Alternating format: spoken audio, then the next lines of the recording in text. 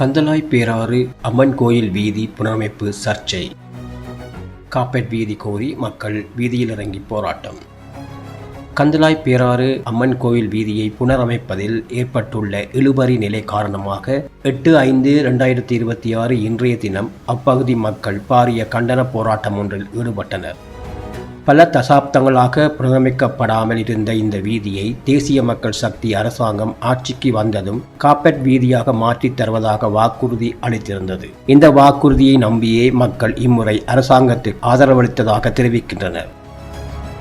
இருப்பினும் தற்போது குறித்த வீதியை காப்பெட் செய்வதற்கு பதிலாக கான்கிரீட் வீதியாக அமைப்பதற்கான நடவடிக்கைகள் மேற்கொள்ளப்பட்டுள்ளன.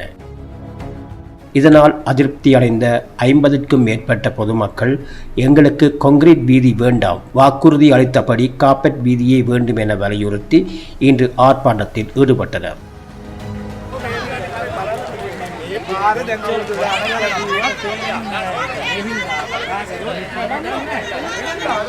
அப்ப அவ்வளவு மட்டும் 250 மீட்டர் கான்கிரீட் போட்டு அங்கால காப்பட்ட போடணும். இந்த நியாயத்துக்கு நாங்க ஒத்து வர மாட்டோம். என்ன சொன்னா இது வேணாம், இதுக்கு நீங்க காப்பட்டாங்க.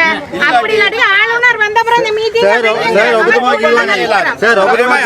ஆர்ப்பாட்டம் நடைபெற்றுக் கொண்டிருந்த வேளையில் குறித்த பகுதிக்கு வருகை தரவிருந்த ஆளுநர் மக்களின் எதிர்ப்பைக் கண்டு அந்த இடத்திற்கு வராமலேயே திரும்பிச் சென்றதாக தகவல்கள் தெரிவிக்கின்றன. எனினும் கந்தளாய் பிரதேச சபை அதிகாரிகள் தெரிவிக்கையில் மேலிடத்திலிருந்து அவசர அழைப்பு வந்த காரணத்தினால் ஆளுநர் திரும்பிச் சென்றதாக கூறியுள்ளனர். தேவை இருந்தபடியால் இன்னொரு இடத்துக்கு அந்த திருவண்ணாமலையை பார்த்து அவர் போயிருக்கிறார். නමුත් එහෙන් උඩින් ජනාධිපතිතුමාහරි කවුරු හරි කතා කරපු නිසා තමයි ආණ්ඩුකරුතුමාට යන්න ඕනේ. அதாவது இப்போ மேலிடத்த மண்டலம் ஜனாதிபதியோ யாரோ மேலிடத்திலிருந்து ஒரு அவருக்கு ஒரு விசாரணை கொடுத்தபடியாக தான் அவர் போக வேண்டிய ஆளுநர் இருக்காங்க திருவண்ணாமலைக்கு. மக்களின் கடும் எதிர்ப்பு மற்றும் போராட்டத்தை தொடர்ந்து இன்று ஆரம்பிக்கப்படவிருந்த வீதி புனரமைப்பு பணிகள் தற்காலிகமாக இடைநிறுத்தப்பட்டுள்ளன. தமக்கு உரிய தீர்வு கிடைக்கும் வரை போராட்டத்தை கைவிடப் போவதில்லை என அப்பகுதி மக்கள் உறுதியாக தெரிவிக்கின்றனர்.